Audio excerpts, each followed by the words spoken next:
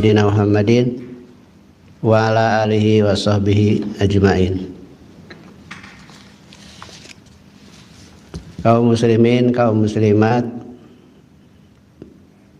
ibu bapak yang ada di rumah, mari kita lanjutkan pengajian kita halaman 59 kitab Ta'lim Mutalim. Bismillahirrahmanirrahim.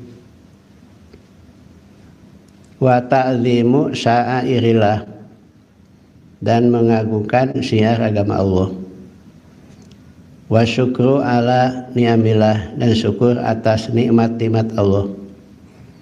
Wa sabru ala ada, dan sabar atas penyakit. Ma barang, wa sabru sabar, ala ada ima, untuk melaksanakan aujaballah, sesuatu yang Allah wajibkan. Wa sabru amma haramallahu ta'ala, dan sabar dari apa yang Allah haramkan. Bertalakal, tidak akan ada musibah padamu, Allah Gusti Allah bihi, dan itu mah. Wasiqah birizki, percaya dengan rizki. Watihamu nafsi, dan selalu berprasangka jelek kepada nafsu. Wa adamu ridho anha, dan tidak boleh ridho anha daripada nafsu. Wa bugdu syaitan, benci setan. Wa bugdu dunya, benci dunia. Wa bugdu ahli ma'asi, dan benci orang tukang maksiat. Wa mahabbatullah, dan cinta Allah. Wa mahabbatu kalamihi, dan mencintai firman-firmannya. Wa rasulihi, dan sabda rasulnya. Wa sahabah, dan para sahabat. Wa ali, dan keluarga. Wa ansari, dan golongan ansar.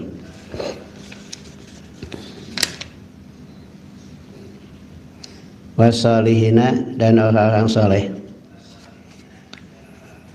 Ibu bapak kaum muslimin dimanapun TV Al-Muhajirin bisa ditangkap, maka dalam kesempatan ini akan melanjutkan bahasan kemarin, di mana bahasan kemarin itu adalah wa tawakkul ala Allah, kita harus tawakal kepada Allah. Jadi artinya tidak boleh menyandarkan diri kepada makhluk, tidak boleh mengandalkan terhadap fisik, terhadap benda, tapi sandarkan diri kita kepada Allah. Apa yang dikehendaki Allah pasti akan terwujud, yang tidak akan terwujud. Maka ayat doanya, na tawakkal 'ala Allah, kita hanya bertawakal kepada Allah. La haula wala quwata illa billah, dan kita tidak ada upaya, tidak ada kekuatan kecuali pertolongan Allah. Makanya disebut di sini sebagai orang muslim tidak boleh meninggalkan tawakalnya kepada Allah. Artinya tidak boleh tawakal kepada selain Allah.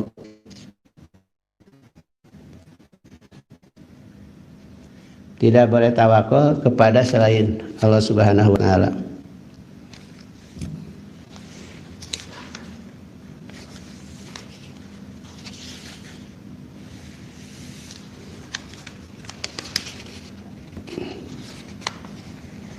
Tawakal kepada Allah itu wajib. Hikmah daripada percaya kepada Allah dengan cara tawakul atau tawakal, maka nanti akan membuahkan ketenangan hati. Yang kedua adalah syukur ala ni'amillah. Hati itu harus syukur kepada nikmat Allah. Yang disebut nikmat ini banyak.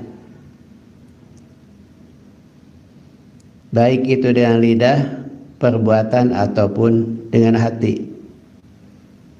Kalau kita syukur kepada Allah dengan lidah, ketika kita mendapatkan nikmat dari Allah, maka caranya kita memuji kepada Allah. Kita selalu mengatakan alhamdulillahirabbil alamin. Segala puji kepunyaan Allah. Kemudian selain kita memuji kepada Allah, kita harus ingat bahwa syukur itu tidak hanya dengan lidah, tapi syukur itu bisa dengan anggota badan. Lalu caranya bagaimana supaya kita termasuk orang yang bersyukur ketika dapat nikmat? Kalau kepada manusia mengucapkan terima kasih. Kalau kepada Allah memuji atas keistimewaan Allah Subhanahu wa taala sebagai Khalik.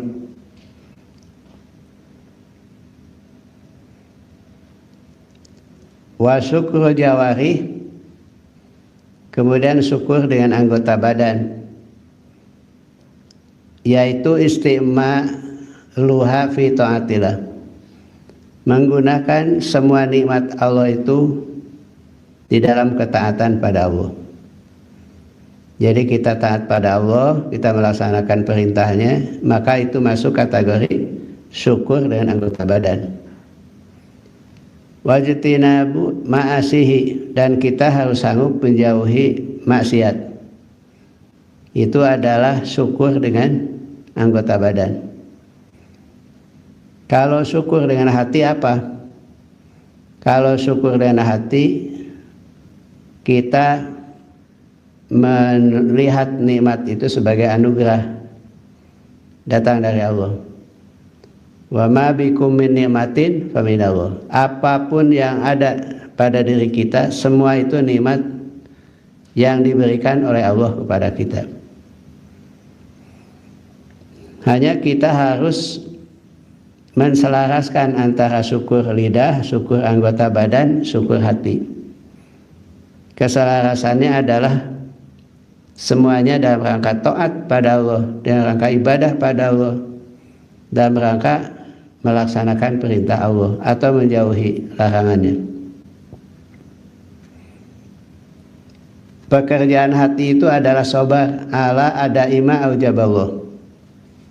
Jadi kita sabar ketika akan mengerjakan barang yang diwajibkan oleh Allah. Dan orang tidak akan sabar kecuali kalau mampu menjaga diri atas penderitaannya. Artinya tidak boleh kita sampai putus asa, hati menjadi galau dan goncang. Kita harus tenang kepada Allah, melihat semata-mata dan penglihatan husnudzon, baik sangka kepada Allah. Walaupun dalam keadaan atau kondisi kita sedang sakit dan parah sakitnya. Inni masani yadurru anta arhamur rahimin. Inni masani yadurru anta arhamur rahimin. Telah menimpa penyakit kepada saya, dan Kau adalah Maha Rahman, Maha Rahim. Itu adalah kita mengucapkan dengan ucapan tadi semata-mata kita bersyukur kepada Allah Subhanahu wa taala. Wa ma bikum min nikmatin faminallah. Apapun nikmat yang ada pada diri kalian, semuanya datang dari Allah. Dan kita harus sanggup menjauhi daripada keluh kesah. Karena kalau kita menerima sesuatu yang tidak enak, lalu kita putus asa, kita frustasi, dan akhirnya menjauhi dan meninggalkan Allah. Berarti dia tidak kuat imannya untuk menghadapi cobaan. Kita harus kuat kalau kita ingin selamat. Dengan ujian berarti kita bukan dihukum, tapi dites. Kira-kira iman kita itu seberapa jauh. Kalau misalkan di dalam emas mah berapa karat? Para asli 24 karat atau imitasi. Ini yang disebut dan kaum munafikun. Idza jaa munafiquna qalu nashhadu innaka rasulullah wallahu ya'lamu innaka rasulullah. Jadi artinya orang munafik itu lain di kata, lain di hati. Orang mukmin sejati harus menselaraskan isi hati, kata-kata dan perbuatan. Wasabru amma amarallahu ta'ala, dan kita harus sabar juga ketika menghadapi larangan dari Allah. Habsun nafsi ala masyaqqatin, menjaga diri daripada penderitaan. Kemudian setelah kita menerima terhadap penderitaan itu, qala Sulaiman al-jama wa sabru ala tarkil ma'asi ta'atun. Sabar untuk meninggalkan maksiat itu adalah masuk taat. Misalkan kita mau mencuri tapi tidak jadi, kita akan memperkosa, tidak jadi, kita akan mencuri, tidak jadi. Maka kalau tidak jadi berbuat maksiat atas kesadaran sendiri, keikhlasan diri, maka jadi taat meninggalkannya. Tapi kalau kita mengikuti keinginan hawa nafsu, jadi maksiat dan durhaka kepada Allah. Kemudian sabar ala mabtalakallah, sabar atas ujian cobaan dari Allah. Bihi, dengan itu ma, mina masaib, daripada beberapa musibah. Maka sabarnya adalah menjaga diri dari putus asa. Tidak boleh kita terlalu sensitif dengan musibah, karena kita selama hidup tidak akan bisa lepas dari musibah. Sekecil apapun musibah itu ada. Tapi kata Nabi, tidaklah musibah menimpa kepada kita kecuali Allah akan menghapus terhadap dosa kita. Jadi kalau kita ingin bersih dirinya dari kejahatan, kejelekan dan maksiat, maka harus belajar sabar dengan baik, yaitu sabar terhadap musibah atas kewajiban, dan sabar atas musibah, dan sabar juga menghadapi perintah dan larangan Allah Subhanahu wa taala. Karena Allah berfirman, wasbir ala ma asabak inna dzalika min azmil umur. Wasbir ala ma asabak inna dzalika min azmil umur. Sabarlah kamu dengan musibah yang menimpa kepadamu. Inna dzalika min azmil umur. Sesungguhnya sabar terhadap maksiat, sabar terhadap musibah, itu adalah panghebat-hebatnya urusan. Kemudian wa azmul umuri bihukmiha wa yakfi fi fadli sabar, yaitu khabarus sahihain. Kita harus melihat bahwa menghadapi musibah itu pasti ada hikmahnya yang akan kita terima. Oleh karena itu kita harus sabar. Dan yang paling berat sabar itu indah sadmati ula. Ketika deknya musibah itu biasanya kaget, shock ya. Nah, orang yang iman pada Allah dengan iman yang kuat tidak akan shock. Maka langsung dia menerima dengan sabar, dengan tawakal pada Allah Subhanahu wa taala. Jadi sabar itu pertama dalam ketaatan, sabar dalam musibah, sabar dalam menghadapi maksiat, sabar daripada barang yang diharamkan Allah Subhanahu wa taala. Habsun nafsi ala masyaqqatin ijtinabu. Maka sabar dari apa yang diharamkan Allah, yaitu menjaga diri dari beratnya menghadapi dosa. Dan memang berat menghadapi dosa. Kalau tidak sabar, kita tidak akan bisa menyelesaikannya. Pasti kita akan terjerat oleh perbuatan maksiat.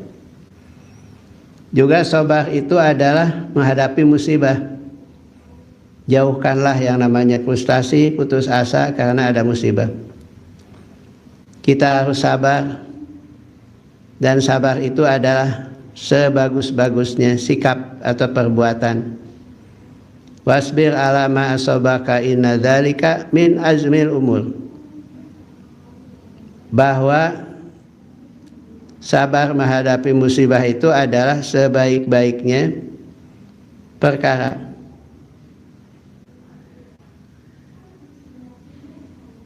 Kemudian Rasulullah bersabda, wa yakfi fi fadilati sabri hobaru ini.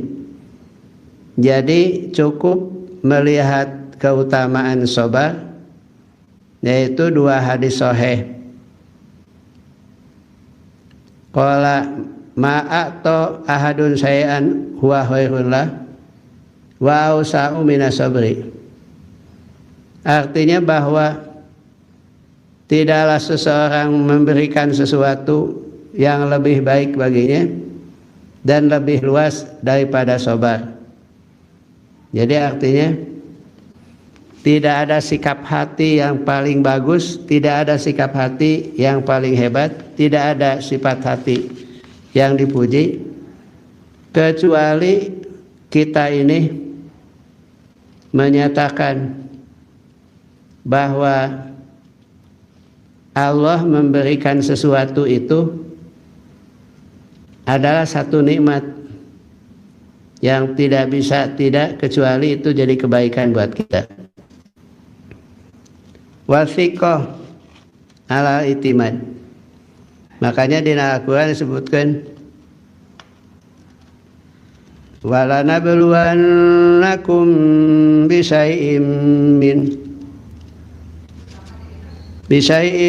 minal khawfi wal ju'i wa naqsim minal amwali wal anfusi wath thamarat wa basyiris sabirin radiun. Kata Allah, kalian ini selama hidup pasti akan diuji. Diujinya minal khauf, rasa takut, wal ju'i, lapar, wa naqsi minal amwali, kekurangan belanja, wal anfusi, banyak yang meninggal, wa thamarati, dan buah-buahan, peceklik. Itu semua adalah ujian yang akan menimpa kepada kita. Tapi bukan itu saja, musibah demi musibah yang tahu hanyalah Allah. Kita sebagai mukmin muttaqin hanya tulang tinande nampi karena sarupi katang tosan Allah. Kita harus yakin dengan rezeki dari Allah, itu artinya Allah sudah pasti akan memberikan rezeki buat kita.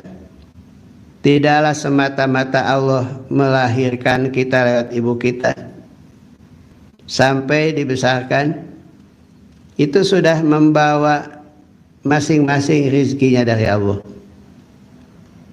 Kita sebagai orang yang katitipan mereka, tidak usah riwang, nggak usah takut. Rezekinya ada bagian dia, ada bagian kita. Nanti Allah sendiri akan ngatur. Pokoknya kita tidak boleh khawatir. Kita harus yakin akan jaminan Gusti Allah. Kemudian wa murad bidzalika usuk billah wa raja rizki minhu, dimaksud dengan kita percaya kepada Allah dan mengharapkan rizki daripada Allah. Karena sesungguhnya kalau kita melihat rizki itu adalah hak minal kasbi secara hakikat, maka itu kufur. Jadi rizki itu tidak bisa dihakikatkan kepada usaha.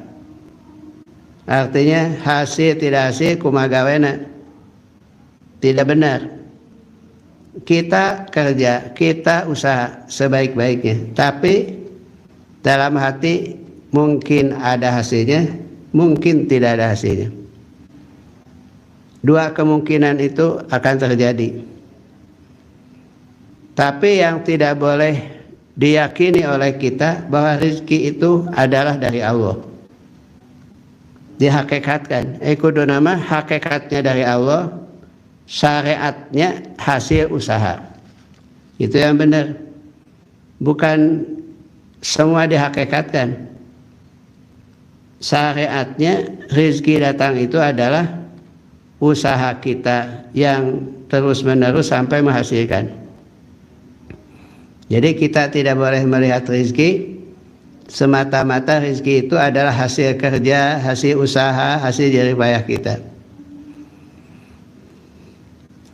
Qala Nabi SAW, inna rizqa la yatlubul abda kama yatlubuhu ajaluhu, rawahu Baihaqi.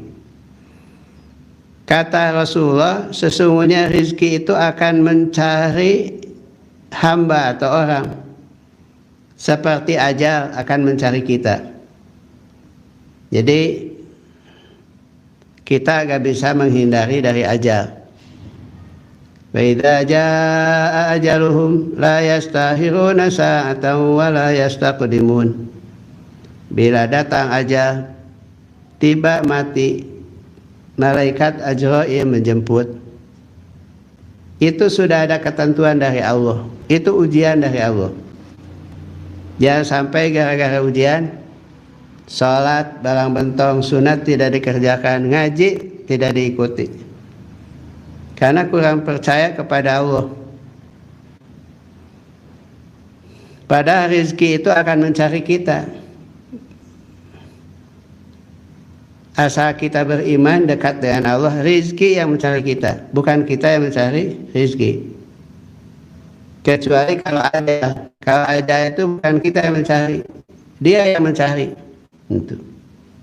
Ini ada satu dongeng. Dia itu jadi tamu di seseorang. Begitu dia lihat ke samping, karena dia udah kenal, itu malaikat pencabut nyawa.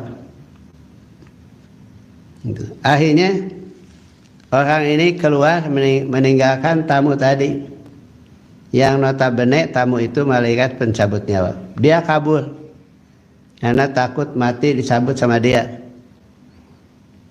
Begitu kabur pakai kapal terbang.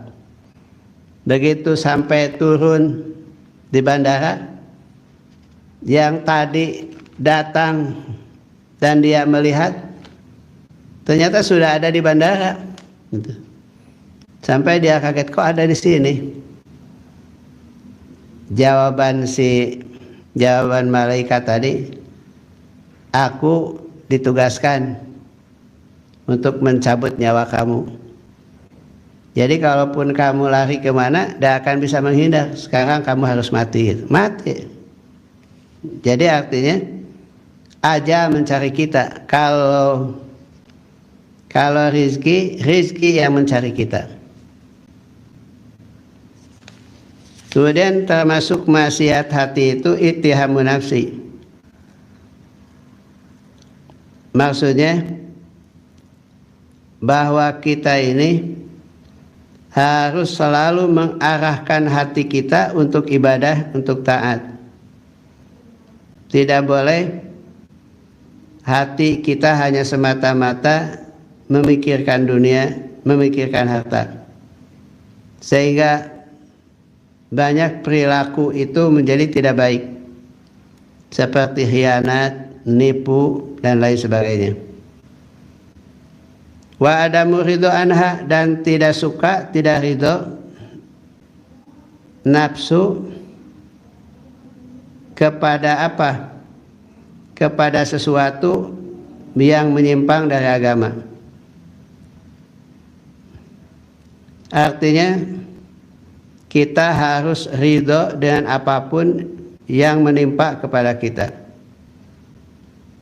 apalagi yang namanya takdir. Kalaupun kita tetap berjalan harus bebas daripada sangkar, andai kata yang punyanya tidak menghendaki, tetap aja si burung nggak bisa keluar. Akhirnya dia keluar tidak bisa, nurusak badan. Janjangna patah, bulunya copot, kakinya potong, gara-gara melawan takdir. Kalau kita ingin tenang, terima takdir. Bagaimana menerima takdir? Ya lihat aja ikan yang ada di akuarium. Ikan yang ada di akuarium itu misalkan ikan arwana, kelihatannya tenang terus, tidak pernah galau kelihatannya. Karena apa? Karena ikan ada di cai, ada di kolam, maka dia tenang. Kalau kita menjauhi Allah, maka pasti akan rusak seperti burung tadi. Jangjangnya, sayapnya patah, bulunya hancur, kakinya keseleo misalkan. Jadi akhirnya tidak bisa menghindar kepada musibah apapun yang akan menimpa pada kita. Hanya sebaiknya kita tetap minta kepada Allah supaya kita dijaga daripada musibah yang tidak diinginkan. Seperti di doa kunut kita selalu baca, Wakina saroma qadait. Ya Allah, jagalah saya dari tempaan takdir yang tidak baik. Jadi artinya kita meminta yang baik-baik, yang enak-enak. Karena bilih tidak kuat menghadapi ujian dan cobaan. Kita harus siap untuk membedai keinginan nafsu. Jangan selalu mengikuti keinginan nafsu. Karena sabar itu masuk kepada kategori ibadah yang paling utama. Wa awwalu maratibi sa'ah wa qad qila huruj ani nafsi. Bahwa tingkatan kebahagiaan itu terkadang dikatakan keluar dari nafsu. Wa animatu uzma. Li'annaha a'zamu hijabin baina sasi wa baina Allah. Jadi artinya bahwa kita ini harus diketahui yang menjadi kendala buat kita sampai kita terhalang dari mukasyafah kepada Allah adalah karena selalu mengikutinya hawa nafsu, selalu kita bareng-bareng dengan hawa nafsu, yang akhirnya kita tidak berdaya untuk menolak ajakannya. Dan banyak yang tadinya tukang ibadah terjerumus pada dunia maksiat karena dia sudah keluar dari Allah Subhanahu wa ta'ala, kurang yakin, kurang percaya, ya akhirnya semakin tersiksa. Sudah kita meyakini Allah yang menjamin segala-galanya, yang menghidupkan dan mematikan, itu ada di tangan Allah. Pun sakitu nggak usah ditambah dengan takut ini, takut itu, takut ini, takut itu, nggak usah. Pasrah kepada Allah Subhanahu wa ta'ala. Kalau banyak kasihan, naik motor tidak jadi, naik kereta tidak jadi, naik mobil tidak jadi, naik bus tidak jadi, karena mereka itu tidak yakin kepada jaminan Allah Subhanahu wa ta'ala. Selanjutnya, wa bugdu syaiton yang masuk kepada kategori maksiat hati adalah membenci kepada setan. Kita wajib harus membenci kepada setan. Kalau tidak membenci berarti kita cinta setan. Kalau kita cinta setan pasti nanti akan mengikuti segala keinginan setan. Sedangkan yang diperintahkan Allah adalah kita harus menjauhi daripada ajakan setan. Bahkan itu menjadi ibadah kalau kita meninggalkan ajakan setan dengan penuh kesadaran. Karena mulai ada insaf, maksiat dihindari. Apalagi yang sudah lanjut usia, hidup tidak akan lama lagi. Mau apa yang dibawa kalau kita tidak pernah beribadah, tidak pernah sabar, tidak pernah tawakal, tidak pernah syukur. Lain sakartum lazidannakum walain kafartum inna azabi lasadid. Kata Allah, Allah sudah menyuruh kepada kita. Lain sakartum, kalau kalian syukur, nikmat akan ditambah. Tapi sebaliknya kalau kamu kufur, rasakan azab Allah sangat berat. Apa yang dia lakukan? Yang dia lakukan bukan menentang setan, meninggalkan setan, tapi dia bareng-bareng dengan setan. Akhirnya setan terlalu berani kepada kita mengajak maksiat. Dari sekarang kita harus membenci terhadap ajakan nafsu dan benci kepada ajakan setan. Tidak boleh mengikuti ajakannya dan tidak boleh kita mengikuti terhadap larangannya. Karena kita sudah punya pedoman yang datang dari Allah. Yang intinya memang kita harus menjauhi hawa nafsu. Karena hawa nafsu itu selalu membawa kepada kejahatan, keburukan, kegagalan. Kita harus bughudud dunya, membenci terhadap dunia. Taba'an lillahi ta'ala fa inna Allah ta'ala lam yanzur ilaiha mudh khalaqaha lisidati bugdilaha. Jadi Allah Ta'ala tidak pernah melihat dunia, katanya, semenjak dunia itu diciptakan oleh Allah. Mengapa tidak pernah melihat? Kata Rasul bahwa dunia itu adalah banyak mudaratnya kepada kita. Tapi yang dimaksud oleh kita sampai dunia dibenci, yaitu apabila kita menyimpan, memiliki daripada harta yang tidak dipakai, tidak digunakan, tidak diperlukan. Mengapa kita beli motor udah 5 masih pengen juga jadi genep? Padahal kalau motor itu dipakai kan satu motor, satu orang.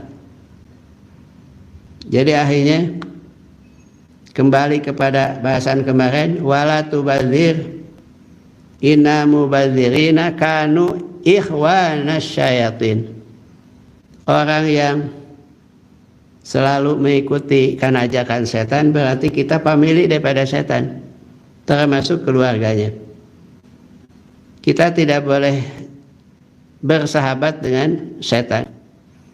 Karena kata Allah bahwa setan itu aduwwu mubin, musuh yang sangat nyata, yang tidak boleh kita kompromi dengan setan. Ada pertanyaan, bagaimana kalau setan menyuruh kita ibadah, menyuruh kita puasa? Tidak boleh diikuti. Kenapa? Nanti berarti kita menyembah setan, tunduk patuh kepada iblis. Sedangkan salat kita dalam rangka ibadah pada Allah, bukan kepada iblis, bukan kepada setan. Walaupun perintah setan itu bagus, tidak boleh diikuti. Kita cukup pedoman dari Allah dan Rasulullah Sallallahu Alaihi Wasallam. Salajeng deui kita ini harus membenci terhadap orang yang tukang durhaka, tukang zina, tukang maling, kemudian suka membunuh, suka zina, suka datang ke dukun, suka mabok. Itu semua ada perbuatan maksiat. Kita harus membenci kepada perbuatannya. Jadi tidak usah benci kepada orangnya, kepada perbuatannya. Makanya kalau ingin selamat, dia selamat, kita selamat. Watawasaw bihaqi, watawasaw bisabr. Saling memberi nasihat dengan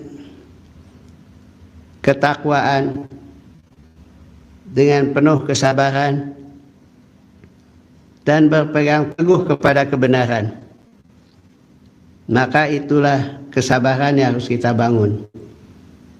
Kesabaran yang harus kita terapkan pada diri kita. Tidak boleh membenci orang, kalaupun dia durhaka, tapi bencilah perbuatannya. Termasuk ibadah hati adalah mahabbatullah, cinta kepada Allah. Tapi cinta yang dimaksud di sini adalah istidamatu taatihi wa ijtinabu mukhalafatihi. Kita harus selalu taat kepada perintahnya dan menjauhi yang tidak sesuai dengan perintah Allah. Maka itu tandanya kita cinta Allah. In kuntum tuhibbunallah fattabi'uni yuhibbukumullah. Kata Allah, kalau kalian itu mencintai Allah, mencintai Al-Khaliq, bagaimana realisasi mencintainya? Maka kata Allah, fattabi'uni yuhibbukumullah wa yaghfir lakum dzunubakum. Taati Allah, ikuti perintahnya, jauhi larangannya. Maka itulah orang yang apa? Yang akan mendapatkan keuntungan, karena dia sudah betul-betul mencintai Allah dan mencintai Rasulnya. Jadi mencintai Allah itu bagaimana sikap dia terhadap ibadah. Kalau dia rajin, dia ibadah getah, kita harus cinta. Tapi kalau dia tukang maksiat, durhaka, dan tahu persis maksiatnya, kita harus membenci bukan kepada perbuatannya, maaf, bukan kepada orangnya, tapi benci kepada perbuatannya. Cinta dan benci itu kan kerjaan hati. Maka ada sebuah keterangan yang ibu bapak sudah hafal. Man ra'a mungkaron, man ra'a minkum mungkaron, fa yughayyiru biyadi. Fa illam yastati fa bilisani. Wa illam yastati fa biqalbi. Wa dzalika aful iman. Bila kita melihat, menyaksikan ada perbuatan maksiat, robah dengan tangan kita. Maksudnya dengan kekuasaan, dengan SK, bubarkan. Itu adalah menghadapi maksiat dengan tangan. Bukan tangan kosong yang dikepalkan, bukan. Tapi dengan tangan itu dengan kekuasaan. Karena kita bukan penguasa, maka kata Nabi, robah kejahatan, robah kemaksiatan itu dengan lidah. Artinya kita menyadarkan diri dan kita menyampaikan nasihat sehingga mereka paham dan akhirnya bisa meninggalkan maksiat. Itu yang harus kita lakukan, bukan malah diikuti. Kalau kita tidak benci kepada maksiat, sama dengan dia mengerjakannya. Sampai ada orang muda ngomong begini, kalau gitu udah sekalian gawean. Doraka oker sana. Dosa geus puguh, bari tengah gawean kan rugi. Akhirnya dia berkata, udah sekalian aja dengan mengerjakannya. Itu orang bodoh, tidak paham agama. Kalau kita mau tobat kepada Allah, tidak susah, tidak sulit. Dengan menyesal di hati, kita tidak ada niat lagi berbuat jahat maksiat di kemudian hari, itu sudah termasuk ibadah hati. Apa yang dimaksud? Mencintai ibadah, membenci maksiat, itu ibadah. Itu. Kalau kita tidak bisa memberantas maksiat dengan lidah, dengan tangan, minimal benci. Jangan sampai mencegah tidak, mematahan ngaburukan tidak, dalam hati tidak benci, maka dia akan terlibat dalam perbuatan dosa yang sama. Padahal dia tidak mengerjakannya. Gara-gara apa? Hati. Nah, makanya kalau ada maksiat, ada durhaka, kita harus membencinya. Membenci itu kan kerjaan hati, gak akan ada yang tahu seorang pun tentang kita sedang membenci. Yang termasuk ibadah hati adalah wa mahabbatullah, mencintai Allah. Yang dimaksud mencintai Allah itu adalah kita selalu taat kepadanya, menjauhi larangannya. Itu ciri cinta kepada Allah. Bukan cinta kepada Allah, durhaka dikerjakan setiap hari, maksiat tiap saat, tidak pernah bertaubat. Itu bukan cinta Allah. Kalau cinta Allah minimal benci terhadap maksiat. Dalam hati tidak ada keinginan sedikit pun pada diri kita terhadap maksiat. Bahkan kita minta perlindungan kepada Allah supaya dirinya dijaga dari maksiat. Wa mahabbatu kalamihi, kita tidak boleh mengingkari terhadap Al-Quran, kitab suci, dari mulai Al-Fatihah sampai An-Nas. Kita harus mencintainya. Dengan cara apa mencintai Al-Quran? Perbanyak membacanya. Karena tidak ada zikir yang paling utama melebihi daripada baca Quran. Seutama-utama zikir membaca Quran. Bahkan ada lagi yang lebih daripada mencintai Al-Quran, yaitu apabila kita mencintai terhadap orang yang sanggup menjauhi maksiat. Kita termasuk orang yang hebat, tidak mengerjakan maksiat, tidak terlibat terhadap maksiat. Itu adalah dengan cara membenci terhadap maksiat. Dan termasuk pekerjaan hati adalah mencintai utusannya. Apa yang dimaksud mencintai utusannya? Mencintai Nabi dan Rasul, mencintai Nabi Muhammad SAW.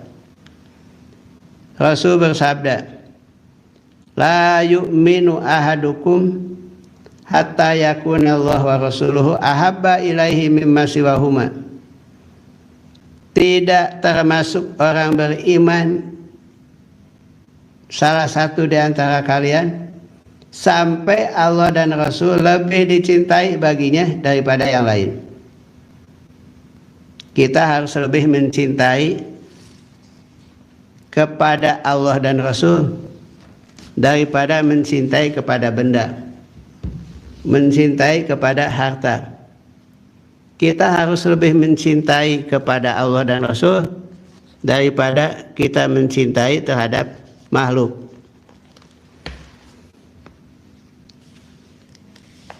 Ada ayat kul in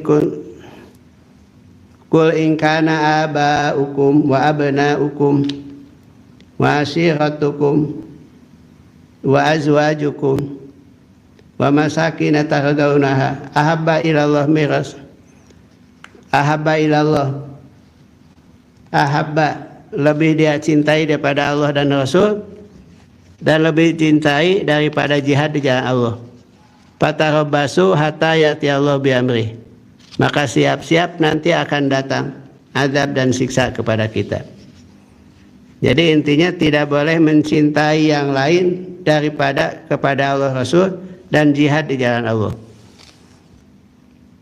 Kita harus mencintai perkara-perkara yang baik.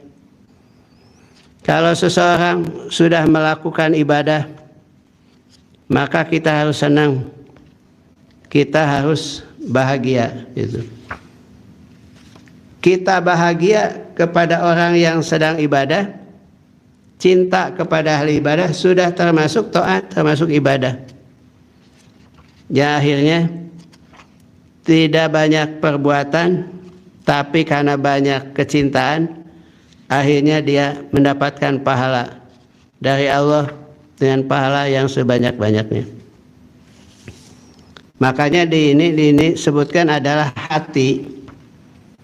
Kalau kita mengingkari terhadap maksiat dalam hati, itu sudah dikategorikan beriman.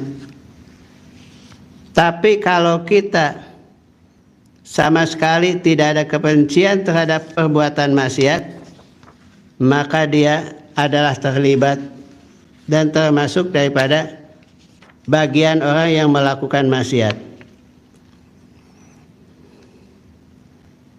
Coba lihat surat At-Taubah ayat 24. A'udzu billahi minasyaitonir rajim.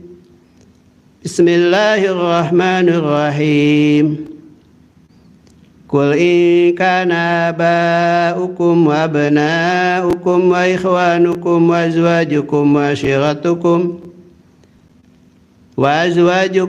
ashiratukum wa amwalun iqtarabtumuha wa tijaratun takhshawna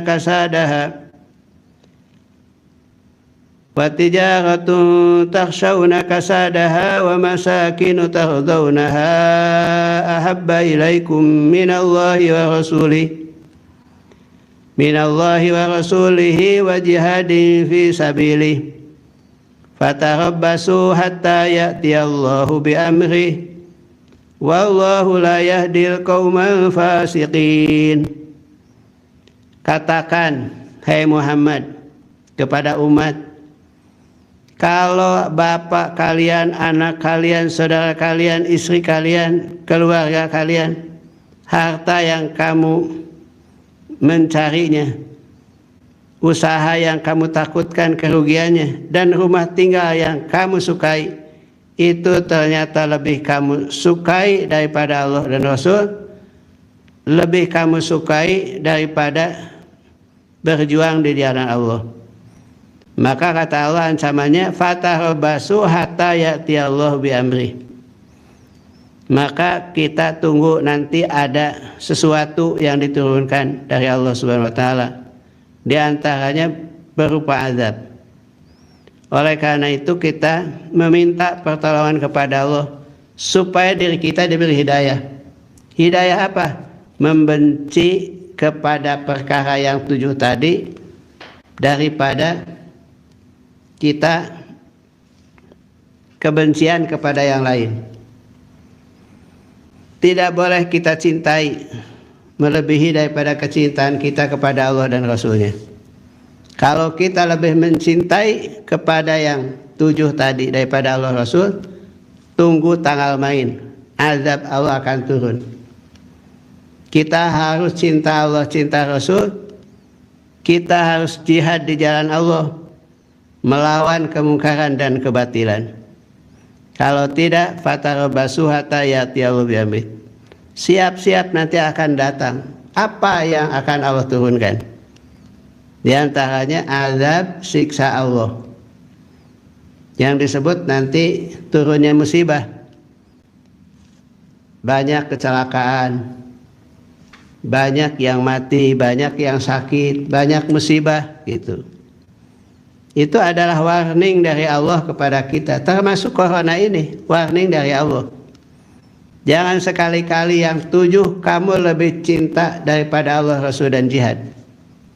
Kalau yang 7 lebih dicintai oleh kalian daripada Allah dan Rasul serta jadian Allah, tunggu turunnya azab dari Allah. Maka ada hadis, idza dhahara bida wa sakata ulama falahuna lanatullah. Kalau udah muncul pekerjaan perbuatan maksiat di mana-mana, tapi ulama tinggal diam, maka kata Allah akan turun laknat Allah pada mereka. Idza dhahara bida wa sakata ulama fa alaihim lanatullah. Maksiat, kedurhakaan sudah merajalela. Kita sebagai yang ngerti tidak pernah memberantas maksiat. Bahkan kita suka. Yang lebih bahaya kalau kita mencintai terhadap perbuatan maksiat. Walaupun tidak mengerjakan sudah jadi maksiat. Fatarabbasu hatta ya'ti Allahu bi amrih wallahu la yahdil qaumal fasikin. Allah tidak akan memberikan petunjuk kepada kaum yang fasik gitu. Nah, oleh karena itu cintai Allah, cintai Rasul, cintai kalamnya, cintai utusannya. Dalam hadis ini bisa disampaikan dulu biar ada tambahan pengetahuan buat kita. Ciri daripada kita mencintai Rasulullah al-iqtida bih, mengikuti ajakan perintah Rasul, wastimalu sunnatihi, dan mengamalkan sunnah Nabi, wattiba'u aqwalihi wa af'alihi, dan selalu mengikuti apa kata Nabi, apa yang dikerjakan Nabi, serta kita mengerjakan perintahnya, menjauhi larangannya. Itu namanya cinta Rasul. Ya, termasuk cinta Allah juga begitu. Al-iqtida, kita mengikuti daripada wahyu yang Allah turunkan. Kemudian dalam hadis ini disebutkan juga wa ta'adub bi adabihi fi usrihi wa yusrihi wa mansati wa makruhihi. Kita harus punya etika yang baik, yang pantas terhadap Nabi Rasul. Seperti yang pernah diceritakan ketika ngaji beberapa waktu yang lalu. Ada yang menyebutkan sesuatu yang tidak pantas pada Kanjeng Nabi, kaitan dengan ibu dan keturunannya. Maka akhirnya Rasulullah bersabda, man adani faqad adallah. Siapa yang menyakiti hatiku sama dengan benci. Siapa yang membenci kepada aku, menyakiti kepadaku sama dengan menyakiti pada Allah. Oleh karena itu tidak boleh berkata yang tidak layak, tidak pantas, tidak sopan pada Kanjeng Nabi. Kita harus punya adab yang baik ketika sulit, ketika mudah, kita ketika semangat, ketika malas. Semua kita harus punya adab. Malah adab muqaddamun alal ilmi, didahulukan adab itu daripada ilmu. Kemudian kita ini harus mencintai sahabat. Karena kata Rasul, Allahu fi ashabi. La tattakhidhum gharadan, faman ahabbahum fabihubbi uhibbuhum, waman abghadahum fabibughdhi abghadahum, waman adahum faqad adani, waman adani faqad adallah, waman adallah yusiku ayahudahu, yusiku ayahudahu. Jadi siapa yang membenci karena kebencianku kepada perbuatan maksiat, maka Allah akan membencinya kepada mereka. Dan siapa yang mencintai kepada sahabat dengan kecintaanku, maka aku mencintai sahabat. Jadi kalau kita kepada Nabi, kepada Rasul, kepada sahabat Nabi, kita harus cinta. cintanya semata-mata karena cinta kepada Allah dan Rasulnya, maka nanti Allah akan mencintai kepada kita. Tapi sebaliknya, kalau mereka membenci kepada Nabi, kepada sahabat, maka akan benci Allah kepada mereka. Yang paling berat ini, siapa yang menyakiti Allah berarti dia sebentar lagi akan mendapatkan siksa dari Allah. Apa yang dimaksud membenci Allah, menyakiti Allah? Wa makna idza ilah fi'lu ma yata'adza bihi idza la yajuzu alaihi ta'ala dzalika. Jadi artinya membenci Allah itu kita tidak melaksanakan di dalam perintah Allah Subhanahu wa taala, tidak mengerjakan yang diharuskan oleh Allah. Bahkan kita melawan, menentang. Itu bukan cinta Allah, bukan cinta Nabi, bukan cinta sahabat. Wal ali, dan harus mencintai keluarganya. Yang dimaksud keluarga itu adalah kerabat Kanjeng Nabi Muhammad SAW. Saya kira itu saja dulu pengajian ini. Ada hadis yang baris kedua di kitab ini, Bapak tidak membacakan. Takut bahasa ini tidak etik kepada Kanjeng Nabi. Mudah-mudahan ada manfaatnya. Wallahu muwaffiq ila aqwamit thoriq. Wassalamualaikum warahmatullahi wabarakatuh.